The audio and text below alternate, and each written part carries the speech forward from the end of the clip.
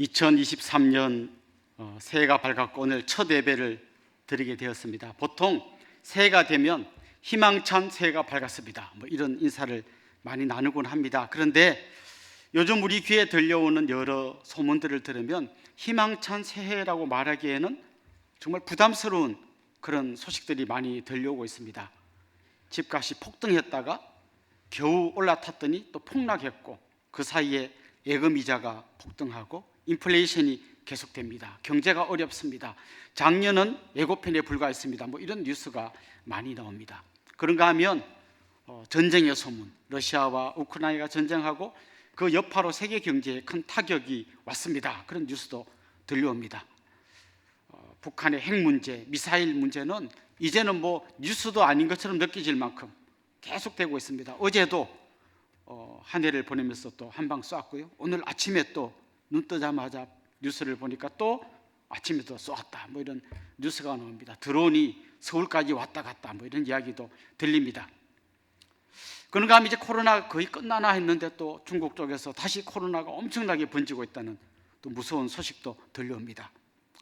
이런 어려움 속에 청소년들의 자살률은 여전히 세계 1위이고, 마스크를 끼고 어린이집 유치원에 가다 보니까 아이들이 언어를 제대로 못 배운다, 온갖 들려오는 뉴스마다 캄캄하고 어두운 뉴스들 밖에 없습니다. 우리 곳곳에서 경제가 무너졌습니다. 안보가 무너졌습니다.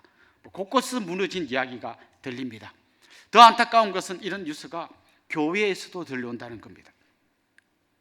많은 성도들이 코로나 때문에 집에 머물다가 다시 돌아오지 않고 있습니다. 우리 교회도 한 80% 정도 돌아온 것 같아요.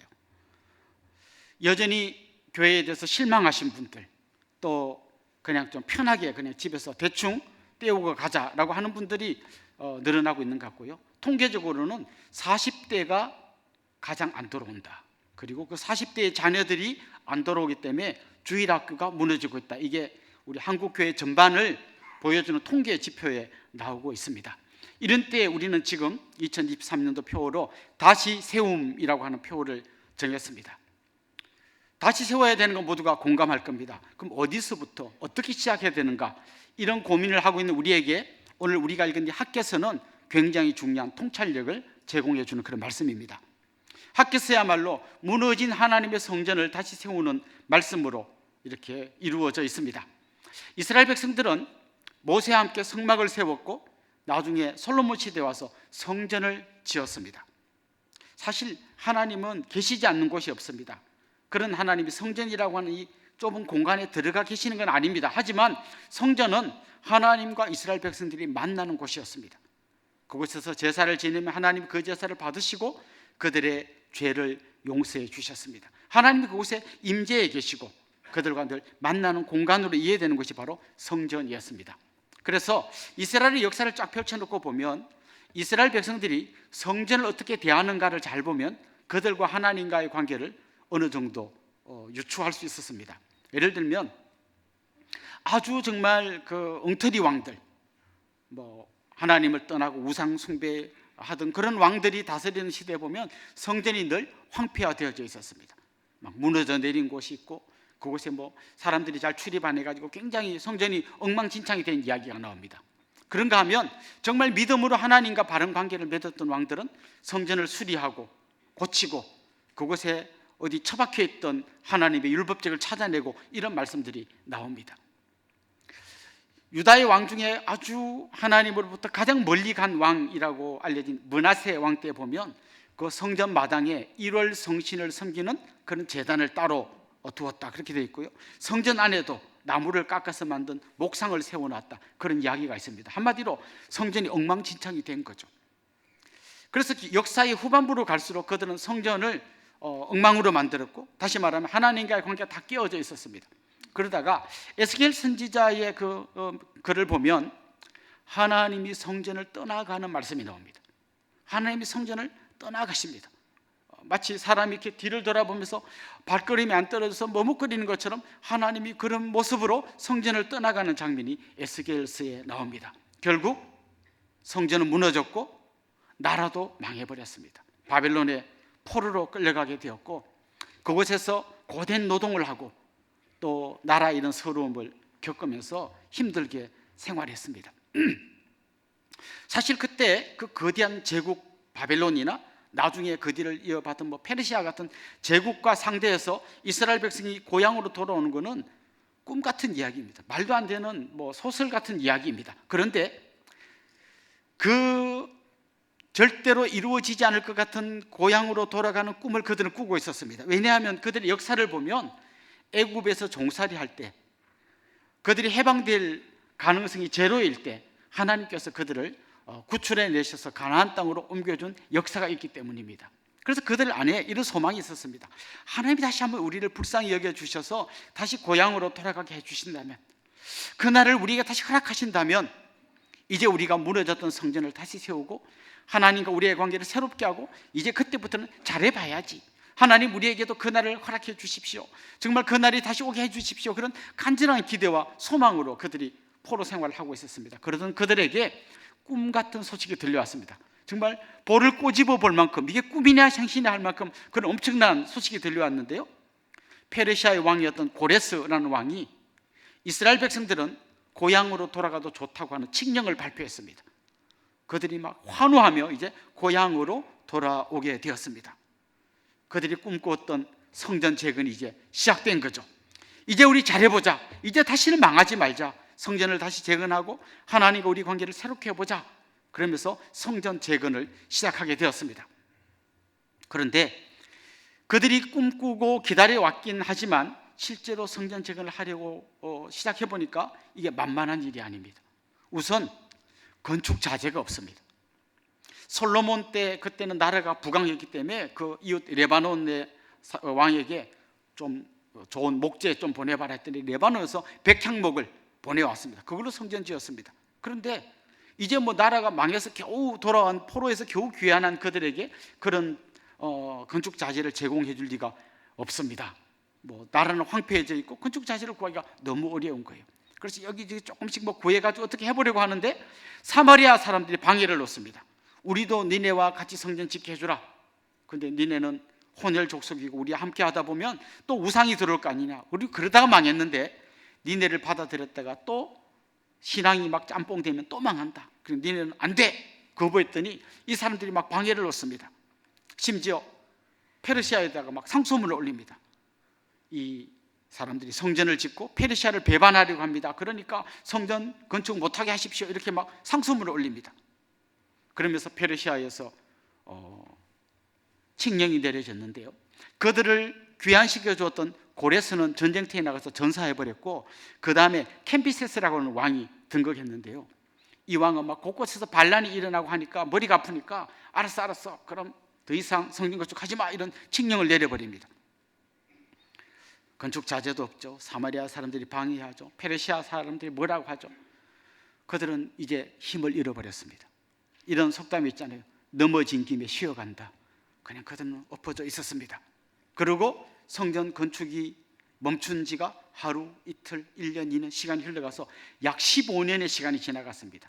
이제 사람들은 이제 성전 건축의 꿈을 다 잃어버렸습니다. 성전 건축의 꿈만 잃어버린 것이 아니라 하나님과의 관계를 회복하고자 하는 그들의 열정조차 다 식어버렸습니다. 바로 그때 하나님께서 오늘 본문에 등장하는 이 학개라고 하는 선지자를 보내서 말씀을 전하시면서 성전 재건을 촉구하고, 그 학개의 말씀에 순종해서 성전을 다시 짓는 이야기가 바로 이 학개서 이야기입니다. 2장밖에 안 되는 짧은 말씀이지만 이 안에 굉장히 많은 보화가 담겨 있습니다. 자, 근데 이제 중요한 것은요, 우리가 이 학개서를 어떤 눈으로 읽어야 하는가라는 겁니다. 자, 그들은 무너진 성전을 다시 지었어요. 그럼 우리는 어떻게 해야 되죠? 예배당을 새로 지어야 될까요? 보통 그렇게 많이 적용합니다. 우리도 새 예배당을 짓자. 아닙니다, 여러분. 예배당은 성전이 아닙니다. 그럼 성전은 신약 시대에 와서 우리에게서 성전은 뭘까요? 신약 성경에 보면 성전이 크게 세 가지 의미로 사용됩니다. 첫째는 예수님이 성전을 완성하셨다고 이야기합니다. 요한복음에 보면 예수님이 이 성전을 헐어라, 그럼 내가 3일 만에 다시 지을게. 사람들이 다 예수님을 미친 사람 취급했어요. 아니, 수십 년 걸려도 못 짓는 성전을 어찌 짓는단 말이냐. 요한이 거기다가 주석을 답니다. 이건 바로 3일 만에 예수님이 십자가에서 살아날 걸 이야기한 바로 그 이야기다. 성전을 통해서 하나님을 만났다면 이제는 예수님을 통해서 하나님을 만나니까 예수님이야말로 성전이 완성된 그림이다라고 이야기하는 거죠. 그러니까 신약시대에 와서 성전 역할을 하는 것은 바로 예수님이십니다. 그런데 놀랍게도 고린도전서 말씀에 보면 너희가 하나님의 성전이고 너희 안에 성령이 계시는 줄 알지 못하느냐, 이런 말씀이 나옵니다. 그러니까 우리 한 사람 한 사람이 다 성전이 된 겁니다. 우리 안에 성령님이 계시고 내 몸이 거룩한 하나님의 성전이 된 겁니다. 그러다가 에베소서에 가면 거기서 한 걸음 더 나아갑니다. 우리 에베소서 2장 20절부터 22절 말씀 같이 한번 읽어보겠습니다. 같이 읽읍시다. 너희는 사도들과 선지자들의 터 위에 세우심을 입은 자라. 그리스도 예수께서 친히 모퉁이 돌이 되셨느니라. 그 안에서 건물마다 서로 연결하여 주 안에서 성전이 되어가고 너희도 성령 안에서 하나님이 거하실 처소가 되기 위하여 그리스도 예수 안에서 함께 지어져 가느니라. 이게 무슨 말인가 하면 이제는 교회라고 하는 공동체가 성전이라는 거예요.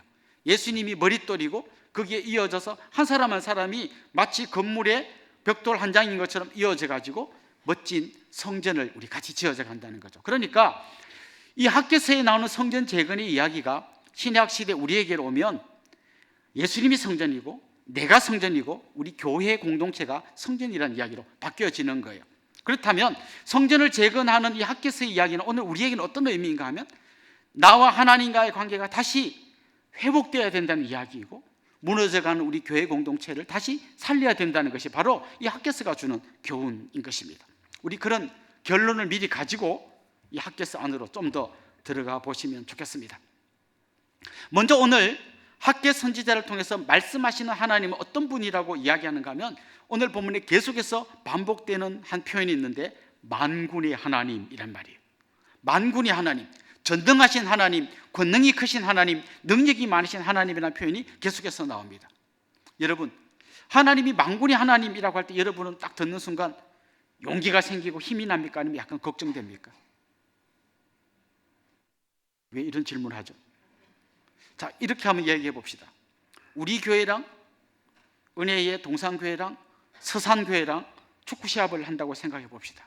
그런데 전직 국가대표가 우리 동네 사는데 이렇게 와가지고 저도 같이 좀 하면 안 될까요?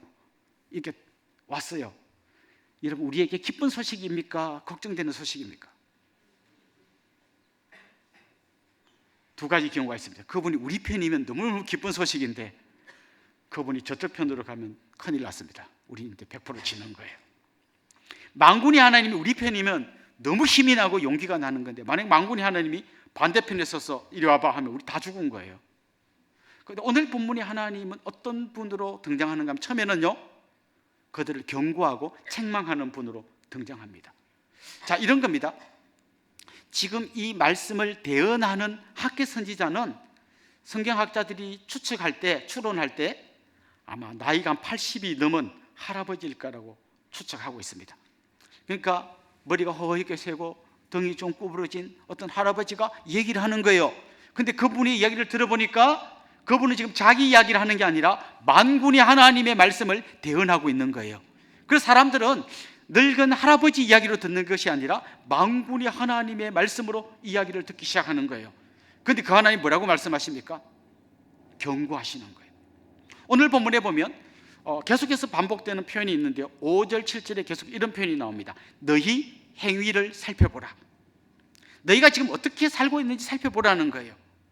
사실 우리가요 막 열심히 살다 보면 내가 지금 뭐하고 있는지를 생각을 안 해요.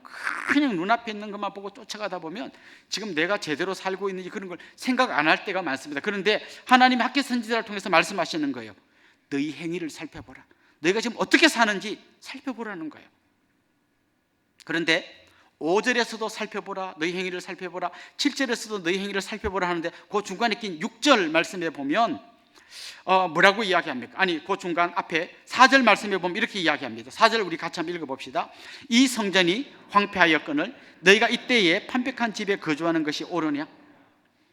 하나님 지금 너희 행위를 살펴보라고 하시는데 핵심은 이거예요. 이 성전이 황폐해져 있는데 너희는 판백한 집에 사는 게 옳으냐? 이렇게 물어봅니다.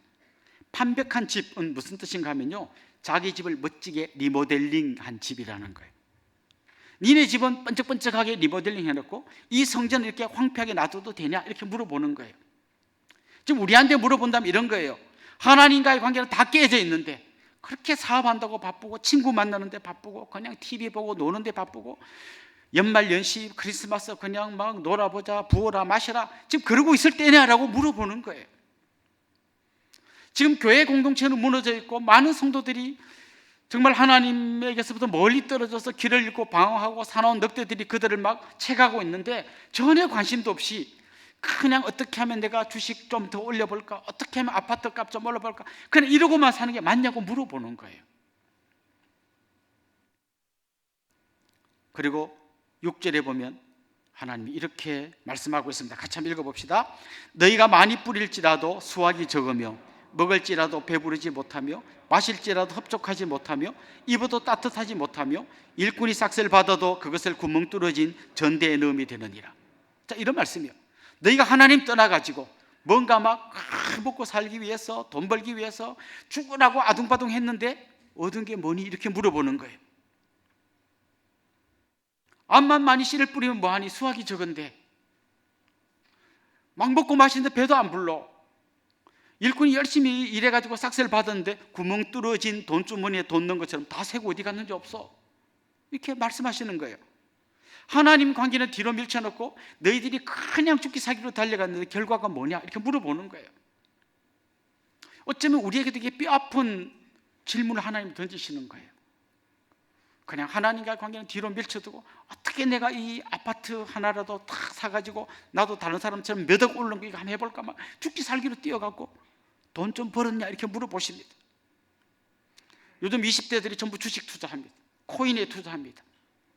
막 친구들이 해가지고 뭐 따따블 됐다, 뭐 따상 됐다, 막 이런 얘기하니까 눈이 번쩍 떠가지고 나도 막 대출 받아가지고 주식 투자한 젊은이들이 많습니다. 하나님 물어보십니다. 돈 좀 벌었냐? 물어보십니다. 사실 하나님은 지금 우리가 돈 버는 걸 배아파하시는 게 아니에요. 우리가 뭐 아파트를 사거나 주식 투자하는 거 이거를 막 눈을 부릅뜨고 절대 사지 마 이렇게 말씀하시는 게 아니에요. 핵심은 뭔가 하면 그것보다 더 중요한 거는 하나님과의 관계를 회복하는 거라는 거예요. 이걸 밀쳐두고 그것만 하다 보면 하나님과의 관계도 끊어질 뿐만 아니라 거기서도 얻을 게 없다는 거예요. 구멍 뚫어진 전대에 넣고 있다는 거예요. 많이 버는 것 같은데 어디 갔는지 없어요. 하나님 지금 무엇을 그들에게 지적하는가 하면 이러고 있는데 너희들이 모르고 있다는 거예요. 그 영적인 무감각, 지금 어떻게 돌아가고 있는지를 모르고 그냥 계속해서 달려만 가고 있다는 그들의 영적인 무감각을 이 나이 많은 선지자 학기를 통해서 깨닫게 하시고 책망하고 있는 거예요. 그러면 사실은 말씀이 뭡니까? 무엇보다 중요한 건 성전 재건이다. 우리 식으로 적용하자면 깨어진 하나님 관계를 회복하는 게 먼저다. 그리고 무너져 있는 이 교회 공동체를 바라보면서 안타까운 마음으로 한 영혼이라도 더 손잡아주고 전화해주고 다시 무너진 교회 공동체를 세워야 한다는 거예요. 이걸 지금 말씀하고 있는 겁니다.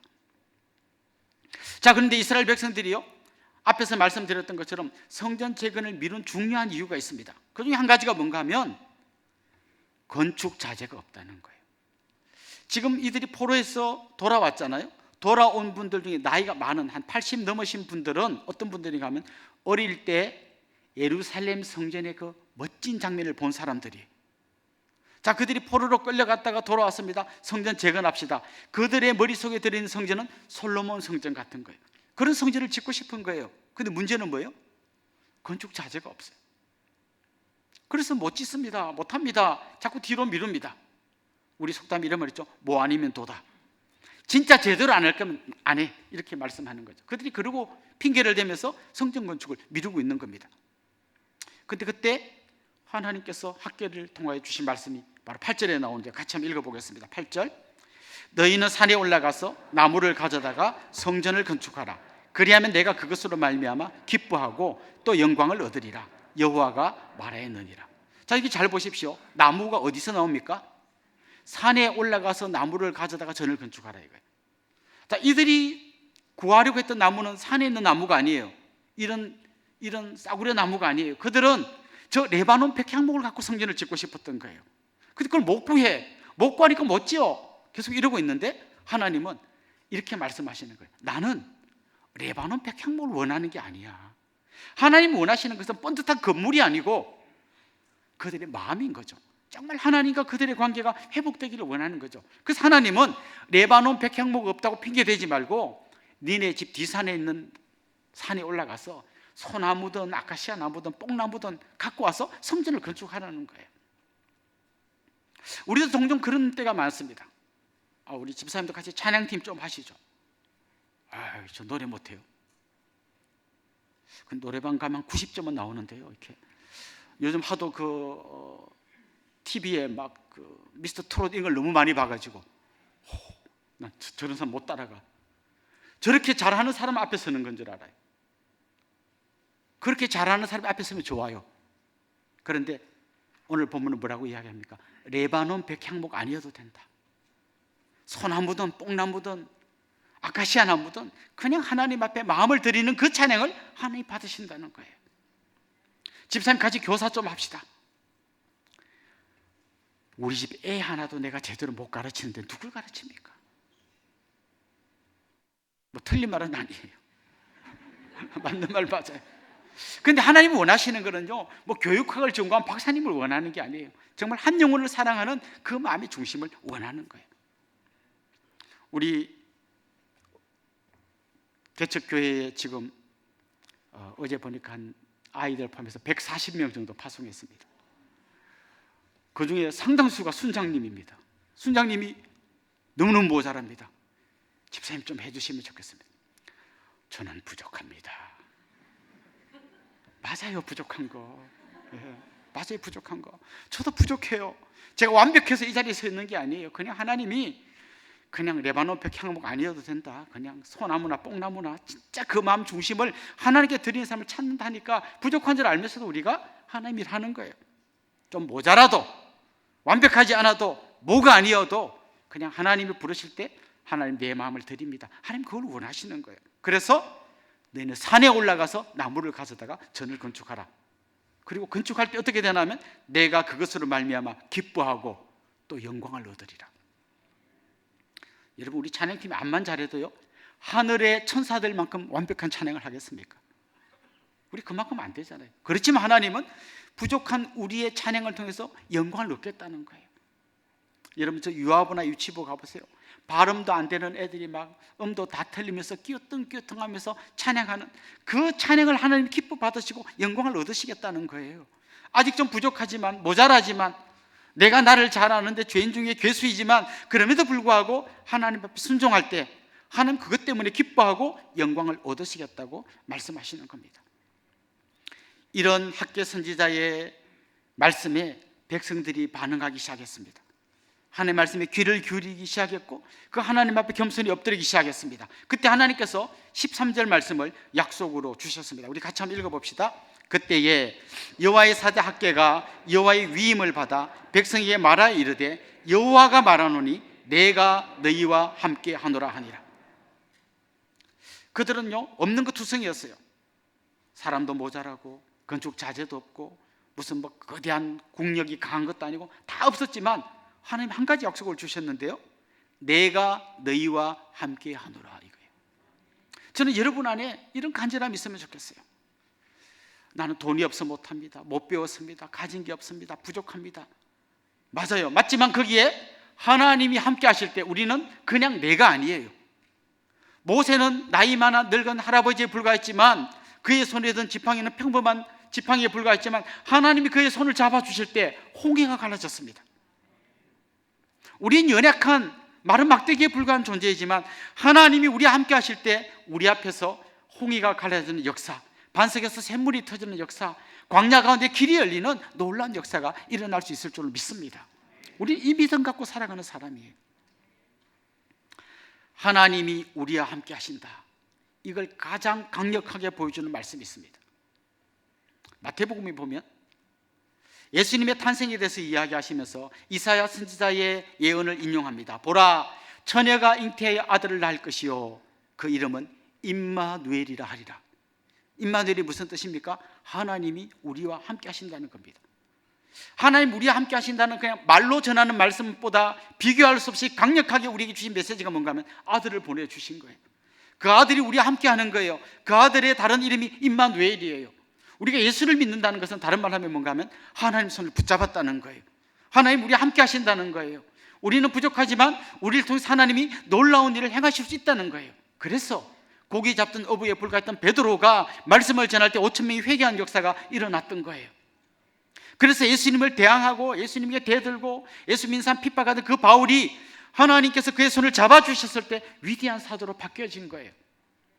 어쩌면 우리는 세상의 눈으로 볼 때는 별 볼 일 없는 사람처럼 보일지 몰라요. 그러나 하나님이 우리를 붙들어 주실 때, 임마누엘 대신 예수 그리스도를 우리가 믿음으로 고백할 때 우리는 그냥 우리가 아니에요.